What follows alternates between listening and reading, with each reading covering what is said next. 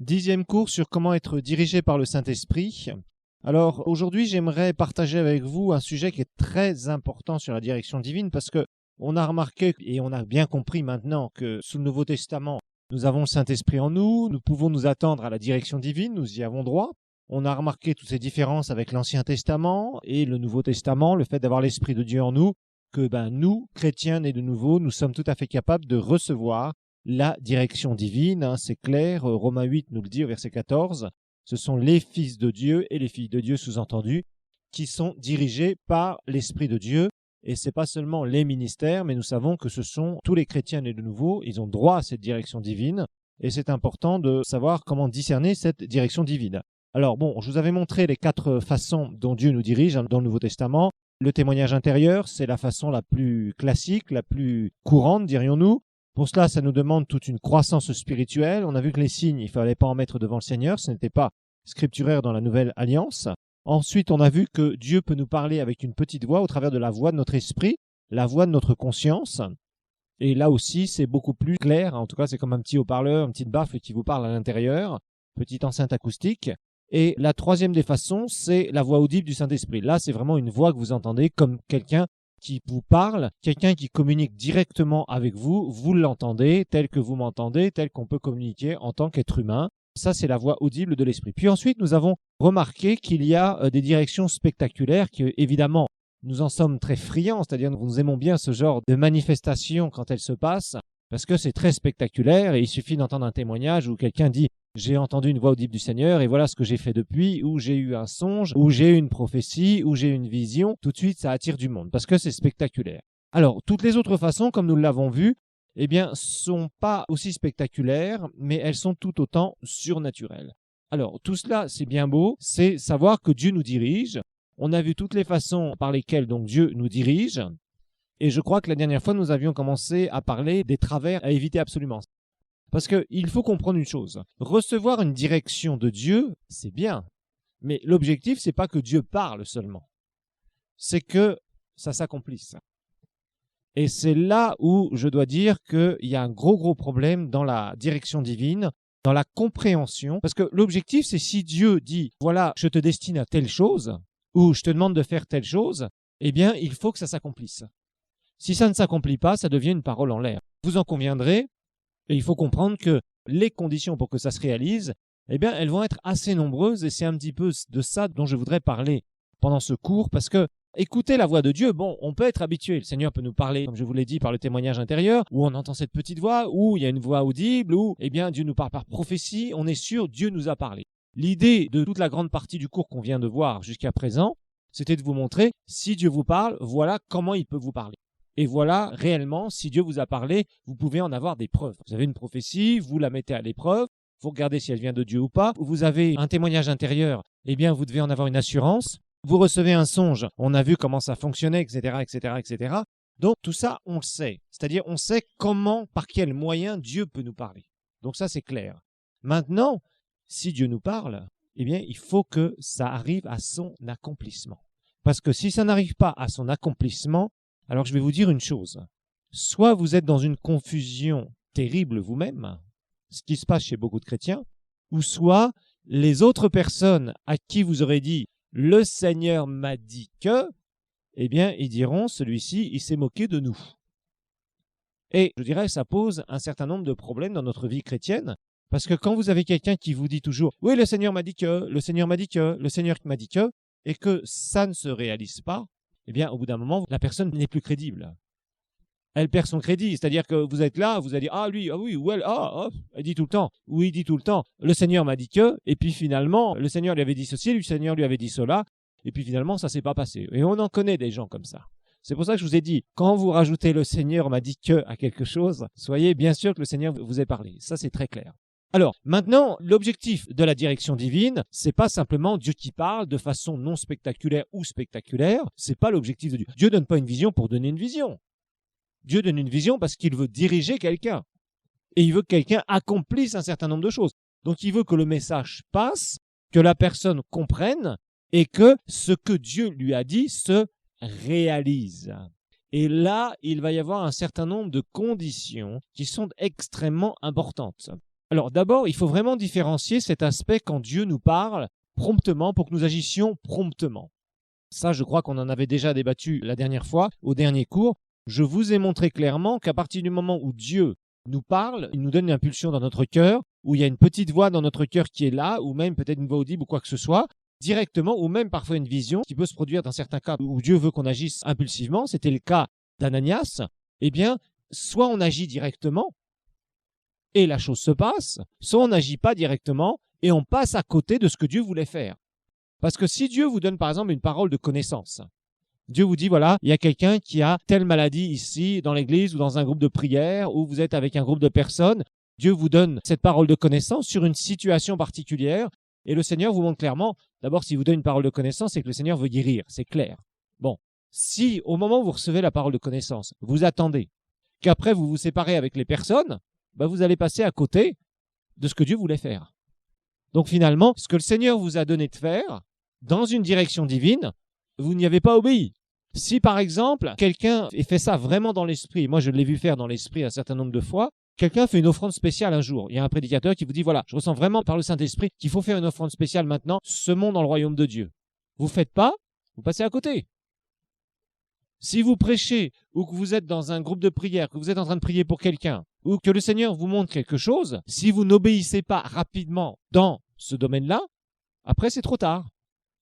Et ce que Dieu vous a dit, il vous l'a bien dit, mais vous n'avez pas obéi, vous n'êtes pas entré au travers de l'obéissance dans la réalisation de ce que Dieu voulait faire. Bon, ça ce sont pour les paroles qui demandent une obéissance rapide. Par exemple, Ananias, s'il n'avait pas été voir Paul, eh bien Paul serait resté comme ça et Dieu aurait dû certainement parler à quelqu'un d'autre, mais il serait passé à côté de quelque chose de spécial. Si, par exemple, Corneille dans Acte 10 n'avait pas obéi à l'ange, eh bien, la maison de Corneille n'aurait pas entendu l'évangile à ce moment-là. Et peut-être jamais il l'aurait entendu. Si Pierre n'avait pas obéi quand il a vu la nappe descendre du ciel et les animaux dedans et une voix qui lui dit « tue », etc. « Je n'ai jamais mangé rien d'impur », répond Pierre, etc. Et après le Saint-Esprit qui lui a dit « voilà, il y a 3 hommes qui te cherchent, etc. Tu vas aller avec eux, etc. etc., etc. » Si Pierre n'avait pas obéi à cette voix-là, eh ben, il n'aurait pas vu la puissance de Dieu dans la maison de Corneille. Donc il y a des choses dans lesquelles Dieu nous demande des fois une obéissance directe. C'est tout de suite. C'est Dieu te parle, tu as une direction, tu obéis. Si tu n'obéis pas tout de suite, c'est fini. Tu passes à côté de la bénédiction. Des fois, c'est ta bénédiction. Et des fois, malheureusement, tu manques d'être un instrument pour que d'autres reçoivent une bénédiction. Donc ça, c'est une direction directe. Vous voyez, il y a plein de choses comme ça dans lesquelles nous devons obéir rapidement. Dieu nous parle à ce moment-là, on sait que c'est une obéissance rapide. Alors ça, c'est un premier volet dans lequel il faut être très obéissant. Si nous désobéissons, nous passons à côté du but, nous passons à côté de la cible, et rappelez-vous que c'est une des définitions de quoi? Du péché. Nous péchons à ce moment-là. Et nous devons demander pardon au Seigneur. Et sachez une chose, j'ai appris quelque chose au niveau du Saint-Esprit. Il ne faut pas attrister le Saint-Esprit par la désobéissance. Il y a 2 choses qui attristent le Saint-Esprit, vraiment, c'est le péché et la désobéissance. Ça, c'est clair. C'est très clair. Le péché attriste vraiment le Saint-Esprit, ça c'est très clair. Et quand Dieu nous utilise, si on pêche, on attriste le Saint-Esprit. Ça, c'est très clair. Mais la désobéissance aussi attriste le Saint-Esprit. Si vous recevez quelque chose du Seigneur pour obéir au Seigneur par rapport à une direction rapide dans laquelle vous devez prendre une décision, vous devez mettre votre volonté en action. Si dans cette direction, vous n'agissez pas, vous allez sentir dans votre esprit une tristesse. Une tristesse. Et là, il faut se repentir, sérieusement. Parce que vous savez, Dieu, il nous cherche, il cherche en chacun de nous des canaux. Et là, Dieu nous donne quelque chose, on désobéit, il continue à nous redonner autre chose, on continue à désobéir, etc. Au bout d'un moment, le Saint-Esprit cherchera quelqu'un d'autre. Alors c'est bien beau de dire « Seigneur, utilise-moi, Seigneur, utilise-moi, Seigneur, utilise-moi », mais d'un autre côté, il faut être prêt à être utilisé par le Seigneur. Et sachez que dans la direction divine, il y a un élément de foi qui est très important. Alors cet élément de foi, quand c'est une direction d'impulsion, ce que j'appellerais entre nous, c'est-à-dire le Seigneur vous donne une parole particulière, ou vous dit d'aller vers quelqu'un pour prier pour cette personne, ou vous dirige à donner une parole, etc., etc., etc., etc. À ce moment-là, il y a la foi qui doit être mise en action. Vous agissez dans la foi, parce qu'on est dans le domaine de l'esprit, et d'un seul coup, vous êtes obligé d'agir dans la foi. Et des fois, on fait des gaffes parce qu'on se plante. On croit que Dieu nous a parlé, Dieu ne nous a pas parlé. Et alors on agit, et puis on se trompe. Boum, il n'y a pas d'onction. Boum, il n'y a pas de ceci. Boum, il n'y a pas de cela. Et on ne voit pas le résultat.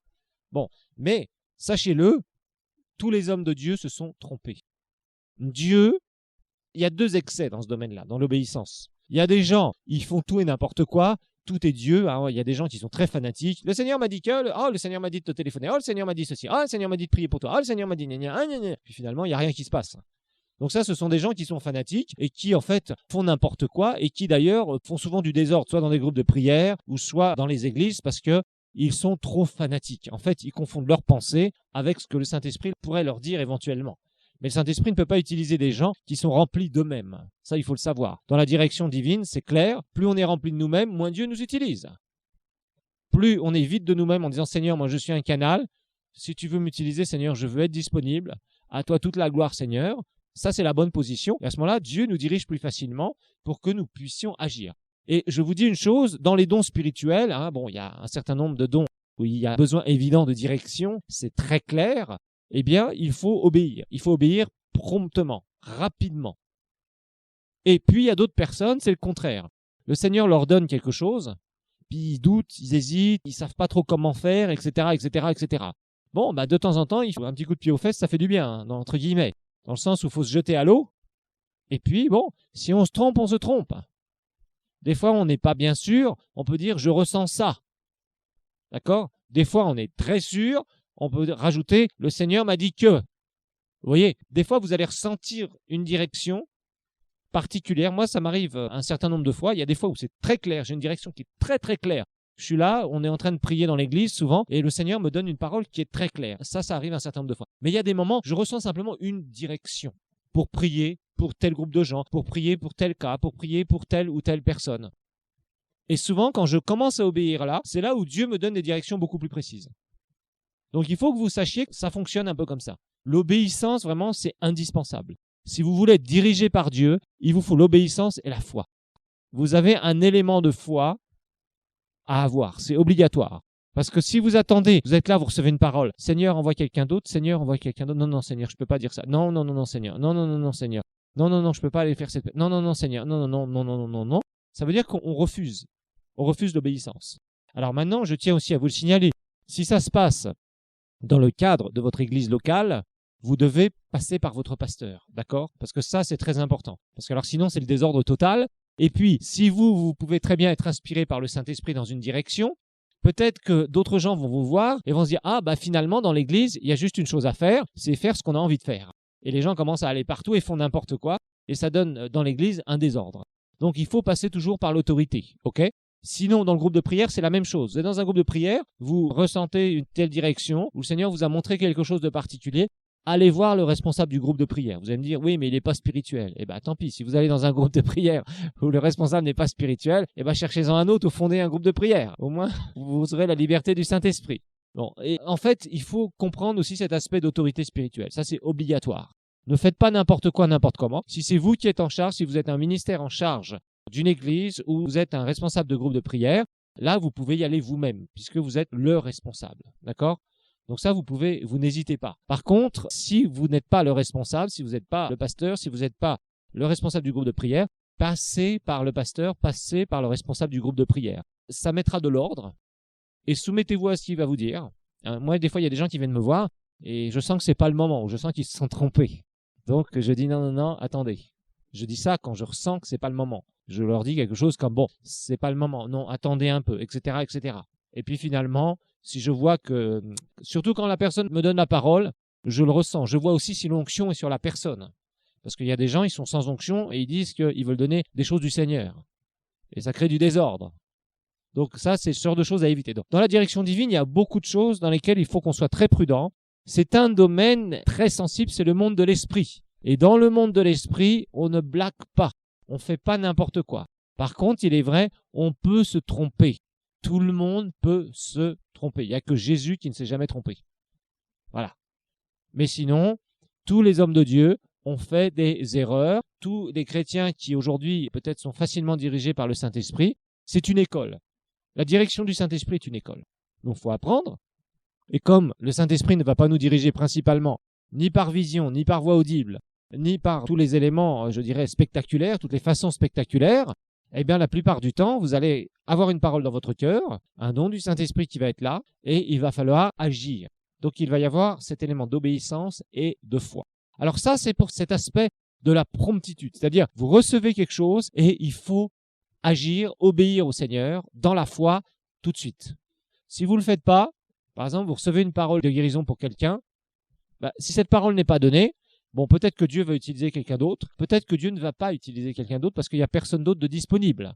Ça arrive aussi. Et à ce moment-là, qu'est-ce qui se passe?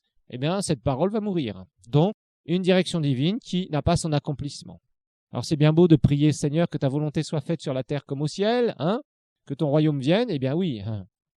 Mais soyons obéissants. Soyons obéissants, soyons ouverts au Saint-Esprit, soyons obéissants. Alors, là où je voudrais maintenant en venir, c'est à propos des directions majeures dans notre vie, c'est-à-dire des grandes directions de notre vie. Parce que Dieu peut nous parler pour des choses très spécifiques, mais il nous parle pour les grandes directions de notre vie, c'est-à-dire pour notre destinée. Le plan qu'il a pour nos vies. C'est clair que le plan qu'il a pour nos vies, eh ben, on doit le recevoir au travers de la direction divine. Dieu va nous parler, va nous dire quelle est notre destinée, qu'est-ce qu'il attend de nous. Quand on a reçu ce plan, tout ou partie, en général c'est plutôt partie, et surtout c'est les grandes lignes tout au départ, à ce moment-là, qu'est-ce qu'il faut faire? Parce que comme je le dis souvent, il y a bien des directions au travers de visions, même au travers de paroles de Dieu, toutes sortes de paroles de Dieu. On a enterré les chrétiens qui les ont reçues avec. Pourquoi? Parce que la plupart des paroles, on doit le dire, si vraiment Dieu avait pu accomplir, je dis bien pu du verbe pouvoir, accomplir toutes les paroles qu'il a données à ses enfants sur la terre, je crois que Jésus serait déjà revenu. Personnellement, je le pense sincèrement. Ce qui retarde l'enlèvement de l'Église, c'est l'Église elle-même. Pourquoi? Parce que l'Église a du mal à comprendre son rôle. La plupart des gens à qui Dieu parle ou donne donc des directions divines, ça ne s'accomplit pas. Et il y a beaucoup de gens qui ont des appels et ils meurent avec leur appel. Rien ne s'est accompli. Rien ne s'est fait parce que finalement, ils n'ont pas marché dans les différentes phases qui sont absolument indispensables. Absolument indispensables pour réussir, pour voir la réalisation donc de cette direction divine. Alors, je vais vous montrer différents critères. Alors d'abord, il y a le refus d'obéir. Le refus d'obéir. Le refus d'obéir lorsque Dieu nous dirige. Le refus d'obéir lorsque Dieu nous dirige. Alors Matthieu 21, 28 à 32.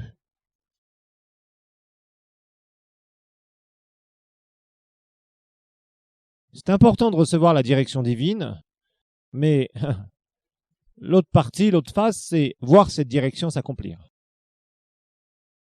Qu'en pensez-vous? Un homme avait 2 fils. Matthieu 21, versets 28 à 30. Il s'adressa au premier et dit « Mon enfant, va travailler aujourd'hui dans ma vigne. » Il répondit « Je ne veux pas. » Ensuite, il se repentit et il y alla. Il s'adressa au second et donna le même ordre. Celui-ci répondit « Je veux bien, Seigneur. » Mais il n'y alla pas. Verset 31, lequel des deux a fait la volonté du Père? Il répondit le premier. Et Jésus leur dit, en vérité, je vous le dis, les péagers et les prostituées vous devanceront dans le royaume de Dieu. Donc en fait, Jésus ici donne une illustration. Bien évidemment, hein, on parle du Père, d'accord? C'est l'illustration de Dieu qui va parler à ses enfants. C'est une parabole ici. Et dans cette parabole, c'est très clair. Il y a une direction. Va travailler dans ma vigne. Il y en a un qui dit oui, et il n'y va pas. Il n'obéit pas. Seigneur, parle-moi, d'accord. C'est bien de dire Seigneur, parle-moi. Mais vous savez, Dieu souvent nous parle, et des fois il arrête de nous parler, parce qu'il ne voit pas d'obéissance, il ne voit pas de cœur obéissant en nous.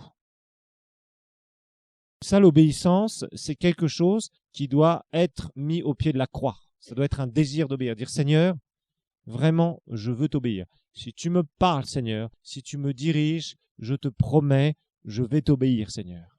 Et je vous garantis, obéir, c'est pas facile. Obéir, c'est pas facile. Et plus Dieu nous demande des grandes choses à faire, plus ça sera difficile d'obéir. Parce que plus grands seront les défis. Et ça crée beaucoup de difficultés chez pas mal de chrétiens. l'obéissance. Si tu veux une parole de Dieu, si tu veux une direction, regarde ton cœur. Vous savez, il y a des chrétiens qui n'arrêtent pas de dire « Seigneur, dirige-moi, donne-moi une parole, donne-moi une parole, donne-moi une parole. » Dieu, au bout d'un moment, dit « Ok, je te donne une parole. » Et le Seigneur leur donne une direction et ils ne veulent pas obéir. Et c'est pour ça que Dieu parfois tarde à nous donner certaines directions parce qu'il attend de notre part un cœur obéissant. On a l'illustration avec Jonas, le prophète Jonas. Regardons ensemble l'attitude de Jonas, qui était vraiment pas bonne. Dieu a dû insister parce qu'apparemment, il n'avait personne d'autre. Le refus d'obéir. Jonas. Alors Jonas, ça se trouve où? Presque à la fin de l'Ancien Testament, dans les petits prophètes. Vous avez Malachie, Zacharie, après Agé, Sophonie, en allant vers la Genèse, Naoum, Michée ou Michée, et après vous avez Jonas. Jonas juste avant Michée ou Michée, ça dépend comment on veut l'appeler. Alors Jonas, chapitre 1, verset 1. La parole de l'Éternel fut adressée à Jonas, fils d'Amittai, en ces mots. Lève-toi, va à Ninive, la grande ville, et crie contre elle, car sa méchanceté est montée jusqu'à moi. Alors Jonas se leva pour s'enfuir à Tarsis, loin de la face de l'Éternel. Et il descendit à Jaffa, etc., etc. Et connaissons l'histoire de Jonas. Jonas va faire naufrage, il va être obligé de le jeter par-dessus bord, et il va se retrouver dans le ventre d'un gros poisson pendant 3 jours. Et finalement, Jonas se repent, il va être craché par le poisson, il se retrouve sur la plage, et finalement, il va obéir. Et chapitre 3, il est dit, la parole de l'Éternel fut adressée à Jonas une seconde fois en ces mots. Lève-toi, va à Ninive, la grande ville, et fais-y la proclamation que je te dis. Alors Jonas se leva et alla à Ninive selon la parole de l'Éternel. Or Ninive était devant Dieu une grande ville de 3 jours de marche. Alors, c'est typique de voir certaines personnes qui ont des appels. Si je vous donnais certains témoignages, par exemple de Catherine Kuhlman, de Aimee Semple McPherson qui a fait la dénomination des Foursquare Church, c'était des femmes qui ne voulaient pas obéir parce qu'elles avaient des grands challenges, particulièrement dans le monde pentecôtiste dans lequel elles étaient. Il y avait vraiment un refus de voir les femmes prêcher. Et elles savaient qu'elles allaient au-devant de grandes persécutions. Et en refusant cela, elles avaient commencé à fonder leur vie sur d'autres critères. Et entre autres, Aimee Semple McPherson a failli mourir. C'est-à-dire qu'elle s'est retrouvée extrêmement malade, à l'hôpital, presque à l'agonie. Et au moment où elle a dit « Seigneur, je vais t'obéir », elle a été instantanément guérie par Dieu. Oui, il y a des choses comme ça. Jonas, il a vécu ça parce qu'il était dans la désobéissance. Et ce n'est pas le seul témoignage. Il y a un certain nombre de témoignages de gens comme ça qui ont refusé d'obéir et qui étaient pratiquement à l'article de la mort. Quand vous refusez d'obéir à Dieu, je vous garantis, le diable ne vous fait pas de cadeau. Il ne vous fait pas de cadeau. L'obéissance, c'est vraiment indispensable. Si vous voulez recevoir des directions divines, ou alors ne priez pas pour recevoir des directions divines. Faites attention. Vous savez, des fois, on fait des prières suicidaires, je dirais, en quelque sorte. On est là, on dit « Ouais, Seigneur, parle-moi, Seigneur, utilise-moi, Seigneur, je fais des grandes choses avec moi. » Oui, mais tu ne sais pas ce qu'il y aura derrière. Que Jésus a dit, celui qui veut me suivre va être mon disciple, il y aura des persécutions, il y aura toutes sortes de choses. Mais ça, on oublie souvent. On oublie souvent de le rajouter. Dans l'obéissance à Dieu, il y aura de l'opposition grave. Grave. Il y aura de l'opposition de toutes parts. L'opposition de la famille, de l'opposition des amis, de l'opposition même des fois de frères et sœurs en Christ qu'on aime le plus. Toutes sortes de choses. Être prêt à obéir, c'est indispensable. Si vous avez une direction et que vous ne voulez pas obéir, c'est la catastrophe. Jonas a failli mourir. Dieu a eu compassion de lui parce que dans le poisson, il a dit « Seigneur, je suis dans le trou là. Pardon, Seigneur. » Ah oui, c'est clair, lisez Jonas. Lisez Jonas dans le ventre du poisson, chapitre 2, vous verrez. Jonas, il s'est repenti. Et après, le Seigneur lui a parlé à nouveau, direction divine, et là, il a obéi. Mais Jonas, il avait un sale caractère. Au dernier chapitre, au chapitre 4, il n'était pas content parce que Ninive s'était repenti et il en voulait. Et alors Dieu a dû lui donner une leçon avec un petit arbre qui va pousser au-dessus de sa tête et qui lui fait de l'ombre. Et Jonas est tout content parce qu'il a de l'ombre, parce qu'il fait chaud. Et après, Dieu envoie un ver pour manger l'arbre. Il y a tout un humour de Dieu dans cette histoire qui est pas mal. Mais bon, je ne vais pas détailler cette histoire. Mais en tout cas, le refus d'obéir vous mettra dans une position extrêmement grave. Donc, méfiez-vous. Si vous demandez à Dieu, Seigneur, dirige-moi. Seigneur, qu'est-ce que tu as pour ma vie? Parle-moi, Seigneur. Soyez prêts à obéir. Et je vais vous dire une chose, obéir vous coûtera tout. Dieu ne peut pas se servir de canaux qui sont à moitié pleins, à moitié bouchés, remplis de saleté, c'est-à-dire de nous-mêmes, remplis de nos propres désirs, de nos propres façons de faire. Donc Dieu nous demandera tout. Ça, il faut que vous le sachiez. Obéir vous coûtera tout. Si vous voulez obéir sans que ça vous coûte, je vais vous dire une chose, vous ne ferez jamais ce que Dieu vous a dit. Vous pourrez recevoir une direction divine, ça ne s'accomplira jamais. Parce que quand il faudra marcher réellement dans la foi et abandonner, et la foi vous coûtera, ça je vous le dis, dans l'obéissance, dans la direction divine, ça vous coûtera. Vous perdrez des fois économiquement, vous perdrez des fois relationnellement, vous perdrez plein de choses pendant un temps. Il y aura des sacrifices, et pas les moindres parfois. Moi, je pourrais vous en raconter beaucoup de choses comme ça. Parce qu'il y a tout un tas de choses que Dieu va nous demander, ou dans lesquelles on va être lésé pour un temps. Le temps de voir notre ministère ou notre appel, ou ce que Dieu a dit qu'on ferait, réellement prospérer. Et là, par contre, l'ancienne maison sera de peu de gloire par rapport à la nouvelle. Ça, il faut le savoir. Mais entre-temps, il y a le prix à payer. Ça, je vous dis. Si vous voulez des directions divines, vous allez en avoir. Mais il y a un prix à payer. Il y a un prix à payer. Et pas des moindres. Là, on parle de la direction à long terme. Je vous rappelle, on ne parle pas de la direction sporadique où Dieu veut qu'on intervienne juste à un moment particulier où il nous dit de faire ça. Et si on ne le fait pas, c'est perdu. Alors, ça, c'est une chose. Donc, le refus d'obéir, c'est une chose. Alors maintenant, une autre chose à éviter, c'est l'excès de zèle. L'excès de zèle. Alors, le zèle, c'est vraiment faire des choses par ses propres forces, en fait. C'est désirer à tout prix réaliser les choses par ses propres forces.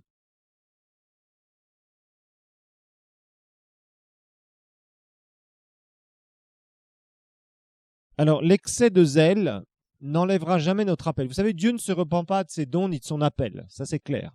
C'est marqué dans l'Épître aux Romains. Dieu ne se repent jamais de ses dons ou de son appel. S'il y a quelque chose qu'il a mis sur vous, une direction divine pour votre vie, Dieu ne l'enlève pas. Par contre, il y a quelque chose qui tourne, qui s'appelle le temps. Et ce temps, eh bien, souvent, il passe et ça dure et ça dure et ça dure avant que les choses se réalisent. Et ça, c'est nous qui en sommes les maîtres. On n'est pas les maîtres du temps tel quel, mais on est maître de la période qui va séparer la direction de la réalisation. Ça, c'est clair. Parce que ça dépend de nous. Entre la direction qu'on reçoit et la réalisation, il y a un laps de temps. Et ce laps de temps peut être raccourci ou peut être terriblement prolongé. Et s'il est trop prolongé, eh bien, tu mourras avec ta vision, sans qu'elle se réalise. Tu mourras avec toutes tes directions, alors que tu avais vraiment reçu. Vous voyez, avant la première partie du cours, la grande première partie du cours, vous auriez pu dire, oui, mais comment je peux écouter la voix du Seigneur? Ok, on a vu comment écouter la voix du Seigneur. On a vu comment Dieu nous parlait. Maintenant, tu reçois la direction du Seigneur. Dieu te montre son plan, te parle, tu sais ce qu'il veut pour toi, en tout cas dans les grandes lignes. Mais au moment où Dieu te parle, jusqu'au moment où ça va se réaliser, eh bien, ce laps de temps, tu peux le raccourcir ou au contraire, tu peux augmenter ce temps, ce laps de temps, mais si tu l'augmentes trop, eh bien, tu vieilliras avec et tu mourras. C'est entre autres ce qui s'est passé avec Moïse. Moïse n'est pas mort avec la vision qu'il avait reçue, mais par contre, il a retardé l'accomplissement. Il l'a retardé de 40 ans. Parce que vous savez tous que Moïse, il avait dans son cœur d'aller délivrer le peuple d'Israël, d'Égypte. C'était clair, c'était sa destinée. Dieu l'avait tiré des eaux parce que c'était un homme de destinée pour le peuple d'Israël. Il le ressentait dans son cœur, Mais il était tellement zélé, c'est-à-dire qu'il voulait accomplir par ses propres forces la vision que Dieu lui avait donnée. Et c'est ce qu'il a fait. Et quand on fait ça, on gaffe. Donc ce que fait Moïse, il veut prendre la défense de cet Hébreu, nous le savons, et qu'est-ce qu'il fait? Il tue un Égyptien. Il devient un hors-la-loi. Il devient un hors-la-loi. Et qu'est-ce qu'il est obligé de faire? Il est obligé de fuir. Et Dieu est obligé d'attendre que son zèle meure pendant 40 ans pour qu'il lui reparle à nouveau. Et c'est là où il fait cette expérience avec le buisson ardent. Et là, Moïse, il est vraiment mort. Ah, il est mort à sa volonté, là. Non, non, non, Seigneur, envoie quelqu'un d'autre, Seigneur. Puis tu sais, Seigneur, moi, j'ai pas d'éloquence, je bégaye littéralement dans l'hébreu. Je sais pas bien parler, moi. Mais comment veux-tu que j'aille vers ce peuple, Seigneur? Ils me connaissent même pas. Je vais leur dire, oui, l'Éternel m'a parlé dans le désert, il m'est apparu, et je suis le libérateur. Et Dieu se fâche. Dieu est obligé de se fâcher contre Moïse. Dieu se fâche et lui dit, non, ton frère sera le prophète. C'est lui qui va parler. Et tu seras comme Dieu pour lui. Et Aaron, surnaturellement, est touché par Dieu aussi. Il y a cette équipe qui se forme surnaturellement. Il y a tout un chapitre super intéressant là-dessus. Toute une étude de voir comment Dieu, quand il appelle, qu'on est prêt, il nous équipe, il pourvoit, etc., etc. Il transforme les cœurs des gens, etc. Il y a une étude extraordinaire à faire sur le fait comment Moïse est entré dans son appel. Mais là, ce qui m'intéresse ce soir, c'est de voir comment Moïse a retardé son appel. Pourtant, la vision, il l'avait. Est-ce que Dieu voulait que son peuple souffre encore 40 ans de plus? Absolument pas. Absolument pas. Mais Moïse, apparemment, était le seul que Dieu pouvait trouver qui allait être capable d'être un tel leader. Il faut dire, il y avait un très grand défi, un sacré défi à relever. 2 millions de personnes dans un désert, avec des miracles sur miracles à faire, il fallait quelqu'un qui soit stable. Et Dieu a trouvé, dans la personne de Moïse, la bonne personne. Et Moïse a réussi, en tout cas la grande partie. Il n'a pas été en Canaan, il n'a pas réussi à accomplir toute la vision. Ça nous montre aussi une chose. C'est pas parce que Dieu nous parle que tout s'accomplira forcément. Des fois, il n'y a rien qui s'accomplit. Nous mourrons avec notre vision. Et ça, c'est dramatique. Dramatique. Mais après, nous allons voir qu'il y a des phases d'accomplissement dans la direction divine. Que c'est pas parce que Dieu a parlé. Il y a trop de gens qui disent, Dieu a parlé, donc tout se passera, il va le faire. Tu as une part à jouer. Et pas la moindre. Pas la moindre. Discerner les temps et les moments. Moïse, lui, excès de zèle, tout à fait typique. Il a bien la parole de Dieu, c'est clair. Il connaît la destinée de Dieu pour sa vie, mais il se plante complètement sur la façon dont Dieu veut faire les choses. Et ça, c'est très important. Je pense que je vous ai raconté mon témoignage à propos de l'Institut biblique.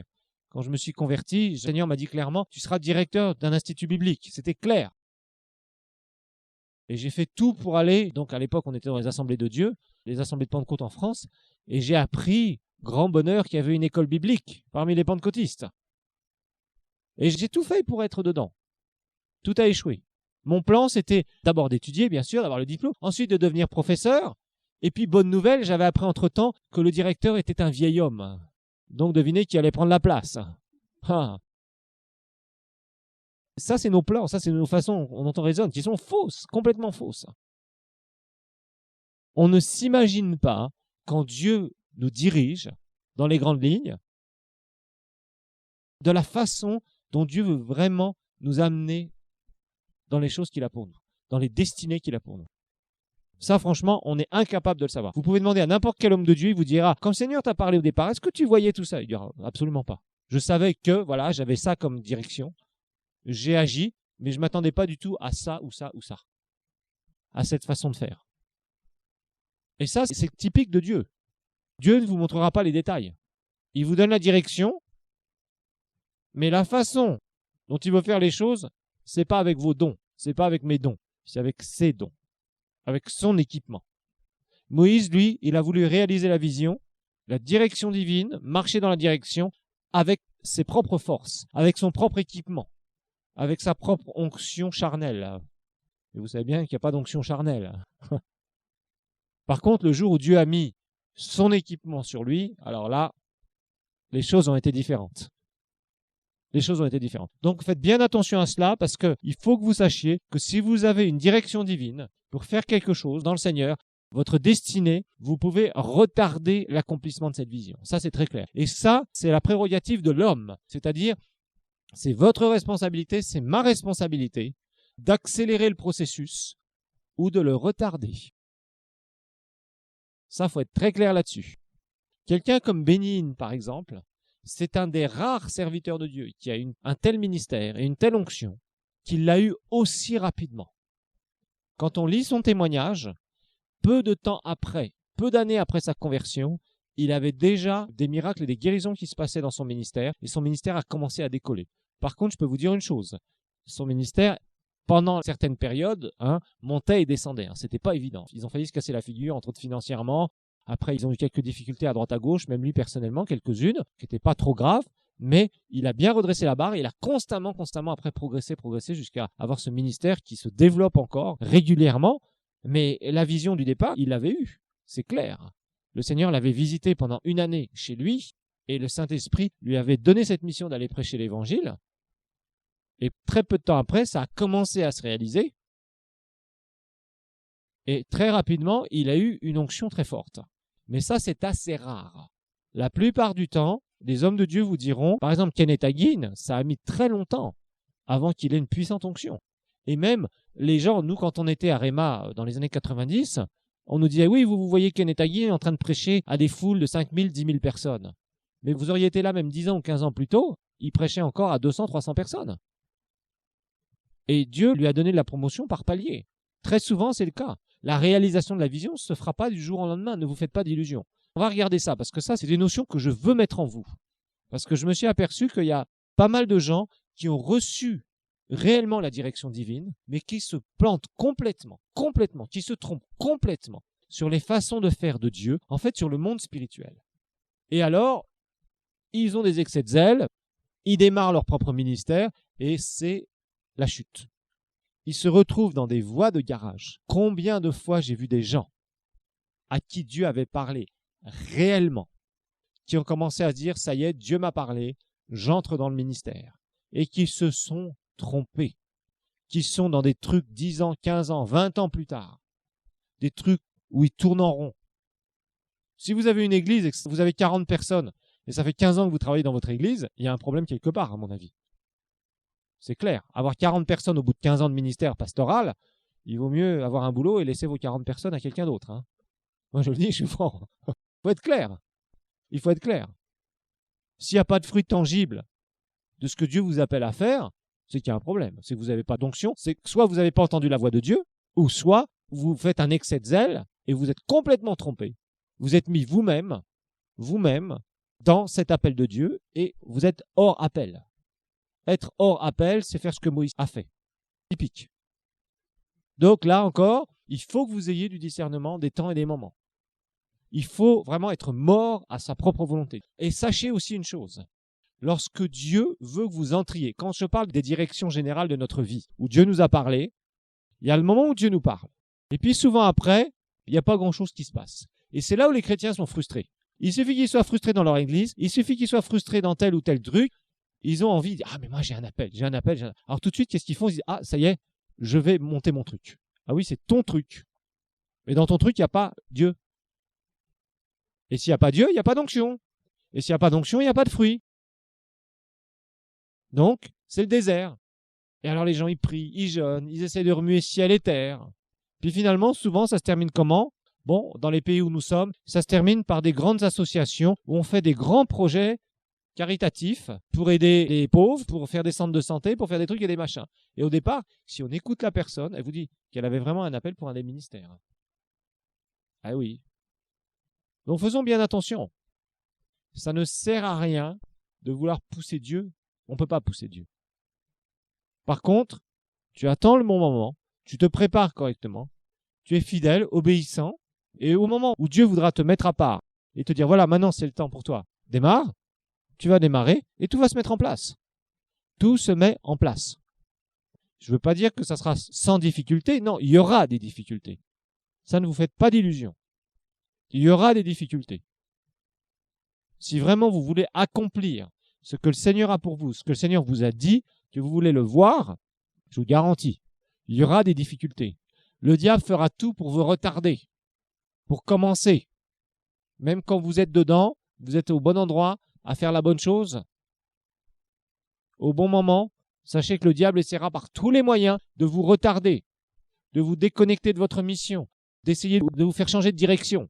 Parce qu'il sait que là, il y a un appel, il y a quelque chose que Dieu vous a dit, il y a une vision que Dieu vous a donnée, il vous a parlé, et vous avez bien entendu sa voix, et que vous avez démarré au bon moment. Mais attention. Donc sachez que vous pouvez retarder l'accomplissement du début des paroles que vous avez reçues. On va appeler ça une vision, si vous préférez, la vision que vous avez reçue, de ce que le Seigneur vous a dit. C'est vous, c'est moi, qui peut accélérer ce laps de temps ou réduire ce laps de temps ou au contraire l'augmenter. Et je vous dis, il y a des gens qui l'ont tellement augmenté, ils avaient vraiment, je vous assure, moi j'ai rencontré des gens, quand on entend leur témoignage sur comment Dieu leur a parlé, sur certaines choses, je veux dire, il n'y a pas l'ombre d'un doute que c'est le Seigneur qui leur a parlé. Franchement, et j'ai entendu bien des gens comme ça. Et quand on voit 10 ans, 15 ans, 20 ans plus tard, on se dit, mais c'est pas possible. On observe là où ils en sont. Combien de gens j'ai vus qui démarrent des églises dans le monde entier, hein, je sais pas, j'ai vécu sur 3 continents. J'ai vu dans le monde entier, sur ces 3 continents, et je pourrais vous donner témoignage sur témoignage, de gens qui avaient vraiment un appel pour démarrer des églises, qui les ont démarrées et qui marchent très bien. D'autres, et je dirais malheureusement c'est la plus grosse des proportions, de gens qui ont réellement un appel, qui ont même fait de très bonnes formations bibliques. Et c'est clair que c'était le temps pour eux de faire ces formations bibliques. Et qui ont démarré des choses et ont fait des Ismaël. Les églises d'Ismaël. C'est clair. Des gens qui se plantent complètement. Complètement. Ils se trompent complètement sur les temps, les moments, l'endroit, etc., etc. Et après, quand on parle avec eux, oui, mais c'est difficile là où on est. Oui, mais il y a juste une grosse église à côté de nous. Bah, pourquoi tu as commencé juste à côté d'une grosse église? Oui, mais non, mais il y avait. Je vous assure, on entend des trucs. Bon, je pourrais vous faire un cours sur l'église locale et certains critères qui permettent à une église locale de marcher et d'autres qui permettent de l'endormir complètement. Et certains critères, je dirais, pastoraux qui sont là. On le voit d'ailleurs. Regardez les églises ici. Vous verrez qu'il y a des églises qui prospèrent bien et il y a des églises, vous passez, ça fait 5 ans, 10 ans qu'elles sont là, c'est toujours aussi minable. Il faut être clair. Et je suis sûr que si vous interrogez celui qui a la tête de cette église, il vous donnera un témoignage et le Seigneur, je suis sûr, à 9 sur 10, à chaque fois, le Seigneur a réellement parlé à cette personne. Mais elle était comme Moïse. Eh oui, elle était comme Abraham qui fait Ismaël.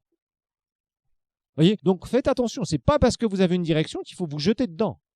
En tout cas, si c'est un aspect vraiment une direction sporadique pour quelque chose de particulier, à un moment donné, je vous dis une guérison, bénir quelqu'un financièrement, appeler quelqu'un ou faire telle ou telle action, prier pour quelqu'un, tout ça, il n'y a aucun problème. Ça, c'est instantané. Si vous obéissez pas, si j'obéis pas, on pêche. Mais là, je parle de direction globale qui implique toute notre vie. Un gros piège aussi qu'on voit pour retarder la vision, c'est les mariages avec les inconvertis. Ah là là là là. Le beau piège de Satan, ça. Parfait. Quelqu'un est sauvé. Souvent, malheureusement, ce sont les filles qui se font avoir. Elles trouvent un gentil mari pour qui Dieu a soi-disant dit qu'il y avait un appel sur leur vie et qu'ils allaient être sauvés.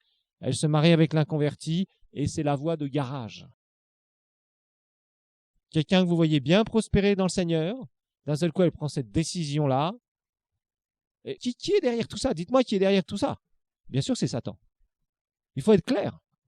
Il faut être clair. Dieu pardonne quand on pêche. Mais on en a des conséquences. Ça, il ne faut pas se leurrer. Il y a des conséquences. Dieu pardonne le péché, on est d'accord. Quelqu'un qui se marie avec un inconverti ou une inconvertie, il pêche. On le sait. Parce que la Bible dit le contraire. Bon, la personne va dire, Seigneur, pardon, je réalise maintenant. Ok, bon. Mais c'est trop tard. C'est fait, c'est fait. Et il y a des conséquences sur la direction divine. Sachez qu'il y a plein de paramètres. Plein de paramètres. Quand Dieu nous dirige, si on veut voir les choses se réaliser, ça ne sert à rien que nous recevions des paroles de Dieu par tous les superbes moyens au travers desquels Dieu peut nous parler. Et gloire à Dieu, parce que je vous ai dit la dernière fois, et ça c'était une parole pour plusieurs personnes d'entre vous, quand Dieu veut nous parler, il sait comment nous parler. Ça, on le sait. Ça, il n'y a aucun problème là-dessus. Donc que Dieu nous parle, ça, il n'y a pas de problème là-dessus. Maintenant, si c'est pour que Dieu donne des paroles en l'air, ça ne sert à rien. Moi, j'ai toujours en mémoire ce frère dans une des églises où j'étais. À chaque fois quasiment qu'un serviteur de Dieu passait, il pointait du doigt ce frère en disant « Toi, le Seigneur t'appelle, il va y avoir de grands miracles, de grandes choses qui vont se passer dans ta vie, des guérisons, etc. etc. » 15 ans plus tard, il n'y a toujours rien. Parce qu'apparemment, il ne vit pas dans l'obéissance avec le Seigneur. Et vous voyez, c'est dommage. Vous ne pouvez pas savoir, je ne sais pas, si dans le ciel, on pouvait demander au Seigneur, « Seigneur, dans toute l'histoire de l'Église, à qui tu as parlé? Tu as appelé qui à faire quoi ?» Je vous assure, on tomberait par terre. On pourra demander au Seigneur cette question, je crois que ça serait intéressant. Je vous assure, il y aurait de quoi pleurer. Il y aurait de quoi pleurer, parce que le jour où on se présentera devant le Seigneur, on se présentera peut-être avec des excuses en disant « Oui, tu sais Seigneur, c'est vrai, je me souviens, tu m'avais appelé à faire ça, mais tu vois Seigneur, oui, tu vois, puis j'ai essayé de... Oui, tu vois, oui, tu vois, oui, tu vois. » Et le Seigneur nous regardera en face, il nous dira « Oui, c'est dommage. » Il y a trop de gens qui ont des directions du Seigneur et qui ne verront jamais les paroles qui viennent du ciel se réaliser dans leur vie. Franchement, quel dommage. Quel dommage. Par manque d'obéissance, par zèle charnel et par d'autres choses que nous verrons au prochain cours.